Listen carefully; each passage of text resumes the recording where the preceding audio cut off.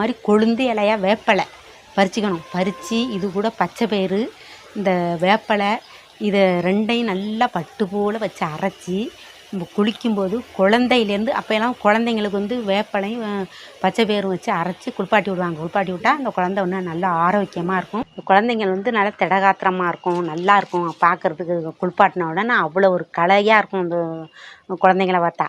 அது மாதிரி இருக்கும். இந்த வேப்பலையும் பச்சை பயிரும் அரைச்சி வச்சு குளிப்பாட்டுவாங்க.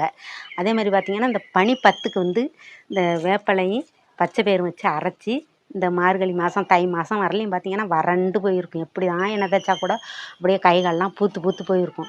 இதை நீங்கள் அதுமாரி குளிக்கும்போது பச்சை பயிரையும் வேப்பலையும் வச்சு அரைச்சி நீங்களாம் அதேமாரி பயன்படுத்தி மூஞ்செல்லாம் காலெல்லாம் கைகாலெலாம் தேய்ச்சி குளிச்சிங்கன்னா நல்லாயிருக்கும், ஃப்ரெஷ்ஷாக இருக்கும். அதுக்கப்புறம் எண்ணெய் தடவிங்கன்னா நல்லா உடம்பு நல்லா பளபளப்பாக இருக்கும். நீங்களும் இதை பயன்படுத்தி பாருங்கள். பயன்படுத்தி பார்த்துட்டு இந்த வீடியோ பிடிச்சிருந்தா லைக் பண்ணுங்கள், ஷேர் பண்ணுங்கள், கமெண்ட் பண்ணுங்கள், மறக்காமல் சப்ஸ்கிரைப் பண்ணுங்கள்.